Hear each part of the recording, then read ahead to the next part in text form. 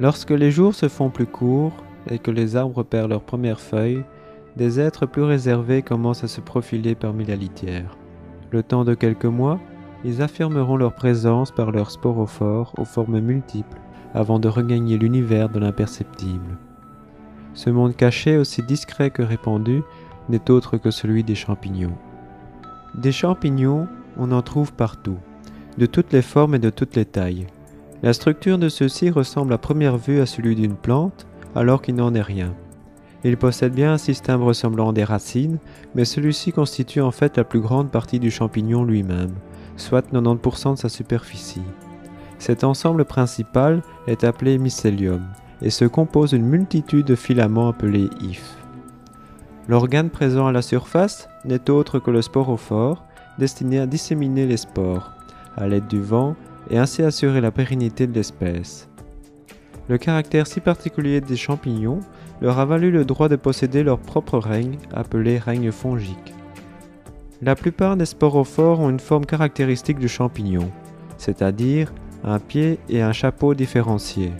Ce dernier porte la partie fertile du champignon appelée hyménium. C'est sur celui-ci que se forment les spores. La reproduction débute lorsque deux spores de type opposé germent l'une près de l'autre et créent leur mycélium primaire. En se développant, ceux-ci finissent par se croiser et fusionnent. De ce fait, les deux mycéliums forment ensemble un mycélium secondaire, prêt à produire des sporophores. Une fois le sporophore développé, la reproduction en tant que telle peut avoir lieu. C'est au niveau de l'hyménium qu'intervient la fécondation par fusion nucléaire. Celle-ci est immédiatement suivie d'une série de 3 divisions qui redistribuent dans les spores un stock nucléaire haploïde. Les spores d'une taille de 2 à 20 millièmes de millimètre n'ont plus qu'à être dispersés par le vent.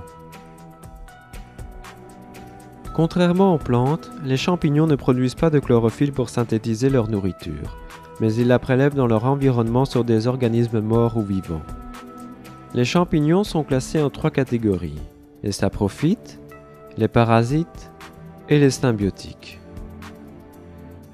Les champignons saprophytes décomposent des organismes morts en produits de base non organiques assimilables par les plantes, à l'aide de puissants enzymes produits par les cellules des hyphes. Selon la spécialité du champignon, ces enzymes peuvent décomposer des éléments aussi robustes que le bois. À l'opposé, les parasites tirent leur nourriture d'un hôte vivant, et souvent directement à ses dépens. Ils sont pour la plupart lignicoles et s'attaquent à des arbres blessés, affaiblis ou vieux. La plupart du temps, ils pénètrent dans la plante par une blessure de l'écorce. Certains parasites, comme l'armillaire couleur de miel, devient saprophyte après le décès de son hôte. Le dernier mode de vie prend sa source sur un échange mutuel entre le champignon et un végétal, le plus souvent un arbre. Pour ce faire, le mycélium du champignon va tisser un réseau d'hyphes autour des poils radiculaires du végétal afin de pénétrer dans la couche superficielle de ceux-ci. Ils forment ce qu'on appelle des mycorhizes. La symbiose créée est bénéfique aux deux êtres. Le végétal apporte au champignon la matière organique synthétisée dans ses feuilles et reçoit, quant à lui, une plus grande surface d'absorption d'eau et de sels minéraux grâce aux mycorhizes créées par le champignon. La plupart des champignons forestiers sont mycorhiziques, et un bon nombre d'arbres peuvent voir leur croissance entravée si leurs champignons manquent. Par ailleurs, de tels champignons ne créent de mycorhizes qu'avec certains arbres, comme c'est le cas du bolet élégant avec le mélèze ou de la trompette de la mort avec le hêtre. Enfin, une autre association existe entre un champignon et une algue. L'ensemble forme un double organisme appelé lichen. Ils vivent également sur un libre-échange, l'algue apportant des glucides au champignon via la photosynthèse et ce dernier protégeant l'algue de la sécheresse, de la forte lumière et de la chaleur. Cette association leur a permis de coloniser de nombreux supports en de nombreux endroits.